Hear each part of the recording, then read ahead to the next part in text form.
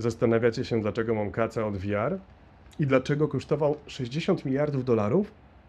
Na szczęście to nie jest mój kac, tylko Marka Zuckerberga, bo to on utopił te pieniądze w biznesie, który od początku nie miał sensu. W tym filmie opowiem wam dlaczego. To nie jest recenzja sprzętu, to opowieść o tym, że marzenia najbogatszych ludzi na świecie mogą ich wpuścić w niezłe malidę. O czym marzył Mark Zuckerberg tak bardzo, że Meta utopiła aż tyle pieniędzy. I jakie 3 pytania można sobie zadać, aby tego błędu nie powtarzać? To historia nie o tym, że te okulary są beznadziejne, bo w pewnych aspektach są absolutnie wspaniałe. To historia o ambicjach wystrzelonych w kosmos i założeniach biznesu, które nie mają sensu. Wydanie zbiorcze. Zaprasza Maciej Dzierżek. Przyjrzyjmy się zatem bliżej jednej z największych technologicznych pomyłek XXI wieku. Ale nie po to, żeby kpić z Zuckerberga. W zasadzie chodzi o to, żebyśmy się czegoś z tego nauczyli. By to zrobić, przejdziemy przez 5 etapów. Po pierwsze, zajrzymy do świata Metaverse. Liczby są brutalne, ale to, co się dzieje z ludźmi, jest jeszcze gorsze.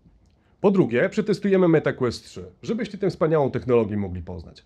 Po trzecie, odkryjemy, dlaczego nasze mózgi buntują się przeciw wirtualnej rzeczywistości. Po czwarte, zrozumiemy, dlaczego ludzie nie chcą uciekać do wirtualnych światów.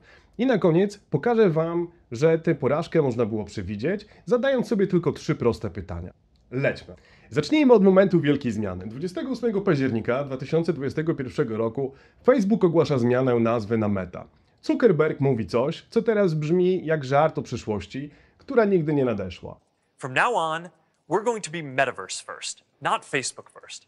Tak brzmiały słowa Zuckerberga. Zapowiadał miliard użytkowników, setki miliardów dolarów cyfrowego handlu, teleportację, chociaż oczywiście jako hologram, ale do biura.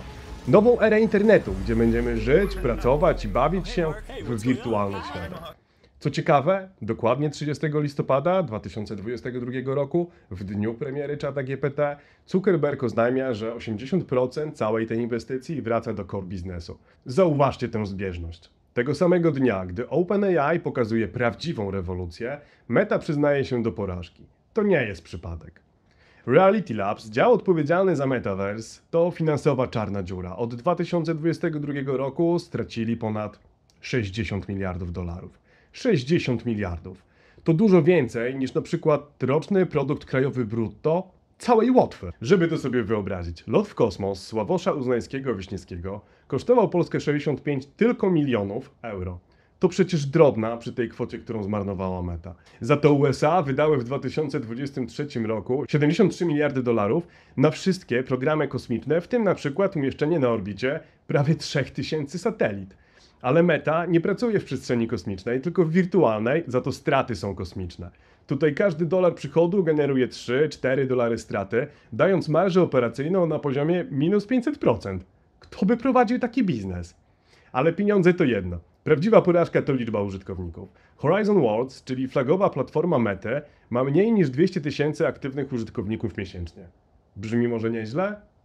Porównajmy. Sam nie miałem na to siły, ale youtuber Jarvis Johnson spędził w światach Mety cały tydzień.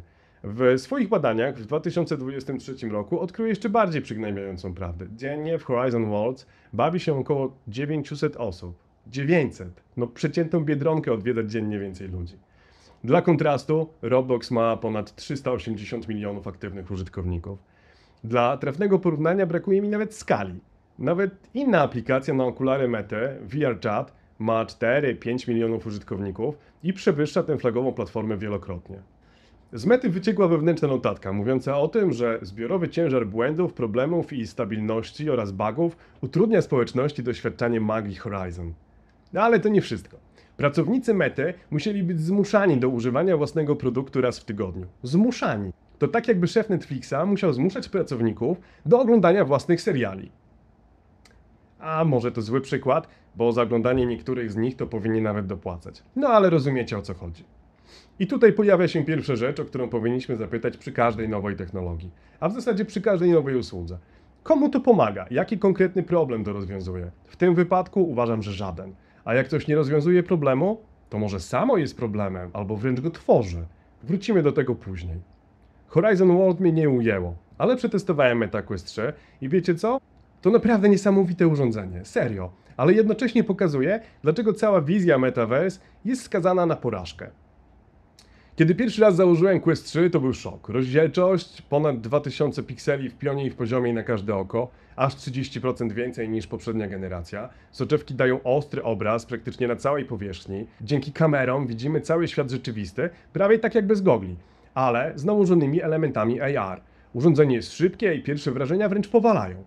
Pierwsze 30 minut to jest czysta magia. Grasz Beat Saber, czujesz się jak Jedi, eksplorujesz wirtualne światy i myślisz, wow, to jest przyszłość. Pokazujesz znajomym i wszyscy są zachwyceni, zwłaszcza w światach mieszanej rzeczywistości. Strzelanie do potworków atakujących twój własny pokój, bieganie między meblami i niesamowite wrażenie immersji to jest coś, o czym ciężko nawet opowiadać, bo to uczucie jest naprawdę niesamowite. No ale potem przychodzi rzeczywistość. Po nastu minutach człowiek się po prostu męczy. Ponad pół kilo wiszące na głowie to jednak sporo. 2 godzin w tym urządzeniu nie wytrzymałem, bo musiałbym chyba iść na rehabilitację. Co gorsza, około 40–70% użytkowników doświadcza motion sickness, czyli uczucia zmęczenia, rozbicia i po prostu jest im niedobrze. Gdyby takie wrażenia powodowały na przykład telefony komórkowe, to może dalej byśmy kręcili numery na telefonach stacjonarnych. Próbowałem w VR-ze też pracować. Pisanie to koszmar, a nawigacja, mimo że jest intuicyjna, to sprawdza się w uruchamianiu aplikacji i w grach, ale do realnej pracy absolutnie się nie nadaje. Multitasking po prostu nie istnieje. Uniwersytet w Coburgu przeprowadził genialny eksperyment. Kazali ludziom pracować przez tydzień w okularach VR. Wyniki? 14% spadek produktywności, 42% wzrost frustracji, 48% wzrost zmęczenia oczu. Po tygodniu pracownicy czuli się, jakby zamiast normalnie pracować, przeszli ciężki kurs survivalowy. Żeby być sprawiedliwym, są rzeczy, w których Quest 3 jest genialne. Gry pokroju Beat Saber czy Gorilla Tag to jest czysta frajda. Fitness aplikacje jak Supernatural może i faktycznie motywują do ćwiczeń. Oglądanie filmów na gigantycznym ekranie w samolocie jest to niesamowite. Ale zauważcie wzorzec. Quest 3 działa świetnie na krótkich, intensywnych sesjach rozrywki. Nie do życia w wirtualnym świecie, jak proponował Mark. I tutaj pada drugie kluczowe pytanie. Czy ludzie są gotowi za to zapłacić? Ja nie byłem. Sprzęt mam wypożyczony, a ten film nie jest sponsorowany.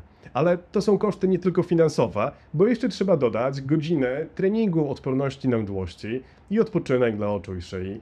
Trzeba dodać izolację od rodziny, bo w goglach jesteś w zasadzie zawsze sam, oraz frustrację, ograniczonymi jednak możliwościami tego urządzenia.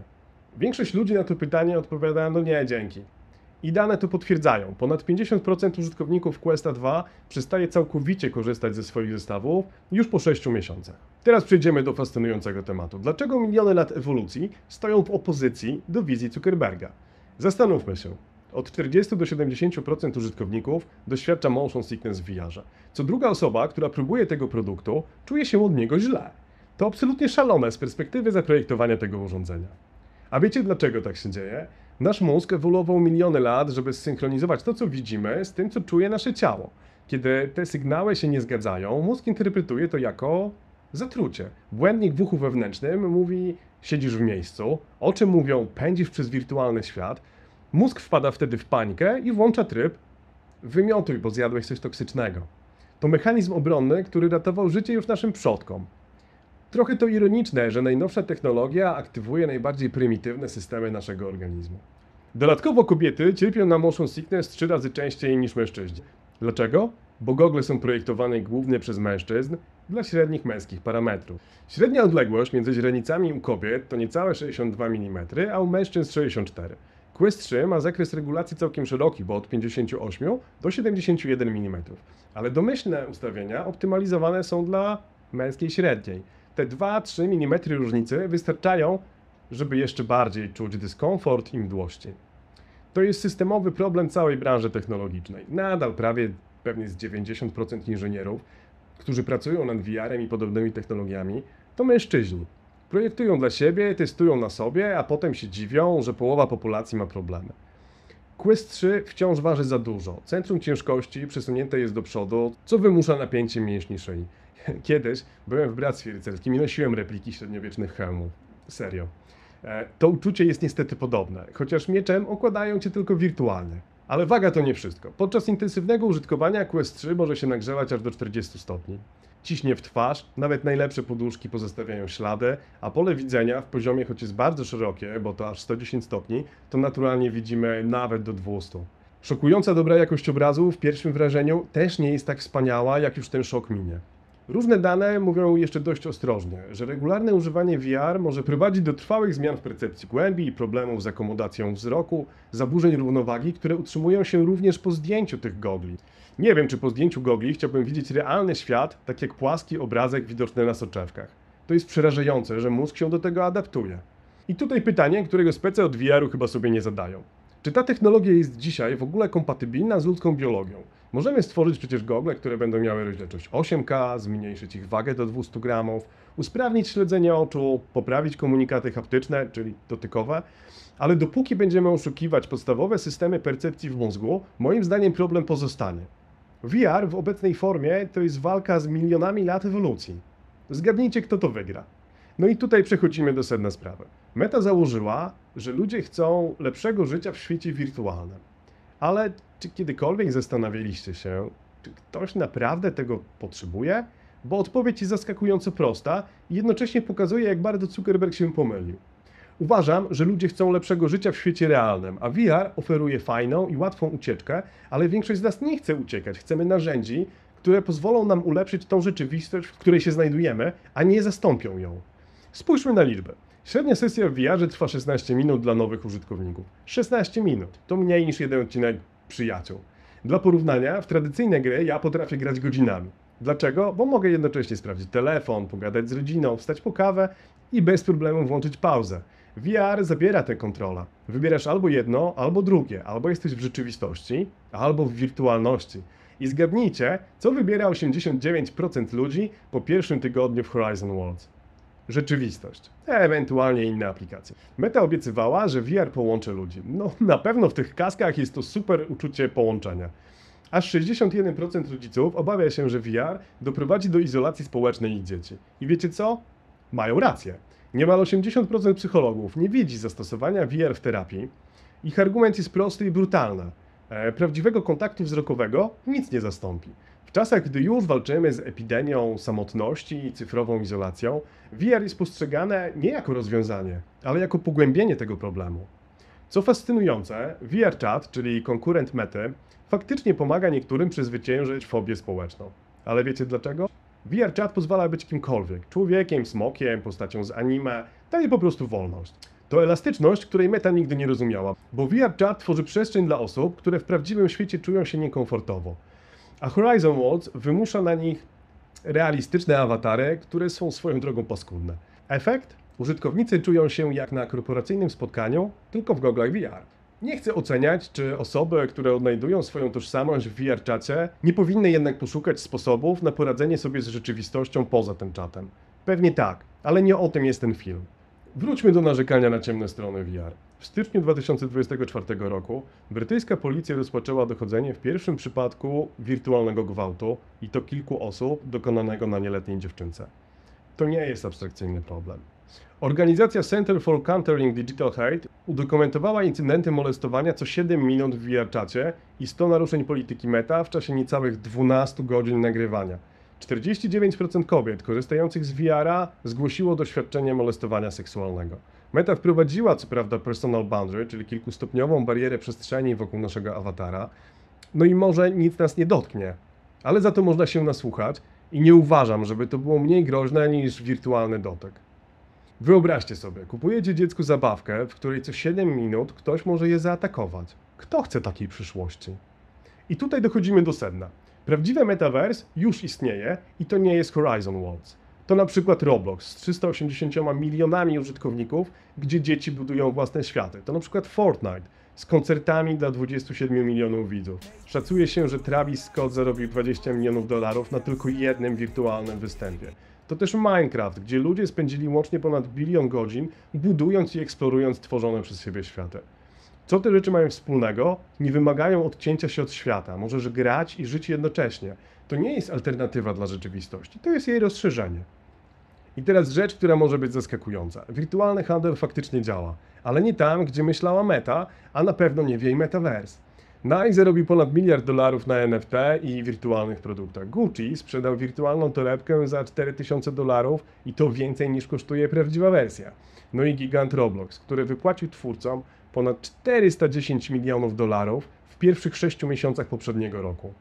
A Meta praktycznie zero monetyzacji w Horizon Worlds. Reality Labs generuje 1% przychodów firmy. 1% przychodów. I już nie mówimy nawet o tych generowanych stratach. Dlaczego? Bo Nike i Gucci zrozumieli coś, czego Meta nie mogła zrozumieć. Ludzie kupują status i tożsamość, pomijając już nawet sens tych zakupów. Ale dla Mety najgorsze jest to, że ludzie nie chcą kupować pikselowych dekoracji do pustych światów i ubrań dla nielubianych awatarów. No i teraz najważniejsze. Połączyliśmy wiele dziedzin nauki i historię Metaverse, aby zrozumieć jedną z największych porażek technologicznych w historii. I wiecie co? To wszystko można było przewidzieć. Od lat zawodowo zajmuję się budowaniem, rozwojem albo doradzaniem przy produktach i usługach, głównie cyfrowych lub zahaczających o technologię. Przez lata wypracowałem sobie wiele przydatnych frameworków i podzielę się super prostą metodą do oceny, czy technologia opakowana w produkt ma szansę na sukces. Moja metoda działa dla produktów konsumenckich. Od zawsze zresztą uważałem, że Metaverse to będzie niewypał, tak samo jak blockchain, pomijając aspekty spekulacyjne, czy NFT, czy Apple Vision Pro. Moja metoda zadziałała też przy Metaverse. To po prostu 3 pytania, które pozwalają ocenić, czy ta technologia ma szansę na sukces. Pytanie pierwsze, komu i jaki konkretny problem to rozwiązuje? Nie ułatwia życie, to jest za ogólne. Konkretny problem konkretnych ludzi. VR Mety do rozrywki jest zbyt męczące, do pracy się nie nadaje, a czas utrzymania użytkownika jest krótszy niż wypicie herbaty. Wartość poznawania światów Horizon okupiona jest bólem głowy i słuchaniem bluzgów różnych dzieciaków, które wchodzą tam tylko po to. Porównajmy. iPhone rozwiązywał problem noszenia naraz telefonu, playera MP3, aparatu i pewnie jeszcze paru innych rzeczy. Netflix rozwiązał problem z chodzeniem do wypożyczalni. Horizon Worlds rozwiązuje problem, no nadal nie wiem. Nawet na nudę nie pomoże, bo ciekawsze i bardziej zabawne są chyba nawet polskie kabarety. Pytanie drugie, czy możemy zaproponować cenę, którą ludzie zapłacą? I tu nie chodzi tylko o pieniądze, chodzi też o czas, wysiłek, zmianę nawyków, a już wiemy, że VR kosztuje nie tylko pieniądze za sprzęt i grę. Dla niektórych to także walka z mdłościami, izolacja od rodziny i generalnie dużo dyskomfortu. To za dużo. Zwłaszcza gdy alternatywy w postaci normalnych gier, seriali, filmów są tańsze i wygodniejsze. Nie mówiąc już o sytuacji, gdy mamy znajomych i wspólne pasje. Jaki VR jest w stanie z tym wygrać? I pytanie trzecie, czy umiemy to dobrze zrobić? Moim zdaniem z obecną technologią VR nie ma szans, żeby to było dobrze zrobione. Prawie 90% osób nie wraca do Horizon Worlds. Jest to jakość poniżej oczekiwań, mimo miliardów inwestycji. Nawet pracowników trzeba było zmuszać do korzystania. 3 pytania, 3 odpowiedzi negatywne. Wszystko to było znane od razu po premierze Horizon Worlds, ale Meta się uparła, by tracić pieniądze. Być może pomogła firma doradcza Gartner, która w 2022 roku twierdziła, że 25% ludzi będzie spędzała godzinę dziennie w Metaverse w 2025 roku. To jak? Ile dziennie spędzacie? Dobrze, że mi w pracy nie każą opowiadać takich bzdur. No ale w tej historii mamy też plot twist. Meta w końcu trafiła. Ray-Ban Meta Smart Glasses to już 2 miliony sprzedanych okularów. To jest prawdziwy sukces. Zastosujmy naszą metodę. Problem? Ludzie chcą robić zdjęcia, nagrywać bez wyciągania telefonu i zajętych rąk. Cena 300 euro, zero nauki, zero dyskomfortu, zero izolacji. Wykonanie? Działa od razu, integruje się z życiem, które masz obecnie. Robisz zdjęcia, nagrywasz, dzwonisz, nie izoluje cię to od świata. To rozszerzenie rzeczywistości, a nie jej zamiennik. I nie wymaga nauki i zmiany nawyków. Właśnie o tym mówiłem. Ludzie chcą lepszych narzędzi do życia w realnym świecie. I Meta to w końcu zrozumiała. Jeśli ten trend się utrzyma, a wszystko na to wskazuje, VR zostanie tam, gdzie naprawdę ma sens. W specjalistycznych zastosowaniach, np. w medycynie, w szkoleniach, w pracy w magazynach, no i w krótkich sesjach bardzo imersyjnej rozrywki, gry, fitness i może w ramach koncertów czy wirtualnych podróży, bo tego użytkownicy chcą, ale takich treści nadal nie ma na platformie Mety. Rynek VR spada o 12% rocznie, inwestycje venture capital spadły o 87%. To nie korekta. To ewakuacja. Prawdziwe metaverse to nie wirtualne światy, to przestrzenie kreatywne, zintegrowane z realnym życiem. Roblox, Minecraft, Fortnite, może nawet Instagram i TikTok. Platformy, które rozumieją, że ludzie nie chcą życia w innym miejscu. Chcą lepiej żyć w miejscu, które sami sobie wybrali, albo w którym żyć po prostu muszą. To, co właśnie widzieliście, to historia jednej z największych pomyłek technologiczno-biznesowych. Meta dominuje w sprzęcie VR, MetaQuest jest świetne, ale światy, na których faktycznie mieli zarabiać, to porażka. Sony też nie zarabia przecież na konsolach PlayStation. Zarabia na grach. No ale jest tu jeszcze inna fascynująca historia, której możecie nie znać. Meta wyciągnęła wnioski. Jak przeszli od totalnej porażki Horizon World do 2 milionów sprzedanych okularów Ray-Ban Meta? Kliknijcie w film Wojny okularowe. Pokażę wam dokładnie, jak Meta przestała walczyć z ludzką naturą i zaczęła z nią współpracować. To case study, które powinien znać każdy, kto myśli poważnie o tworzeniu nowych technologii, produktów czy usług. Ja w zasadzie zawsze wracam do tego samego pytania. Czy to rozwiązuje prawdziwy problem prawdziwych ludzi? Jeżeli odpowiedź brzmi nie wiem, albo może kiedyś, to prawdopodobnie zamiast już działać, trzeba jeszcze pomyśleć. Meta udowodniła, że można wydać 60 miliardów dolarów na technologię, której nikt nie chce i której nikt nie potrzebuje. To chyba najwyżej obstawione i przegrane zakład w historii nowych technologii. Pamiętajcie, że jesteśmy fajni tacy, jacy jesteśmy i żaden prezes z USA nie powinien nam wmawiać, że nasze cyfrowe awatary są lepsze i fajniejsze. A tym bardziej, że będziemy się fajniej bawili z innymi awatarami niż z naszymi prawdziwymi znajomymi i przyjaciółmi. To było wydanie zbiorcze. Puste światy Horizon World zwiedzał Maciej Dzierżek.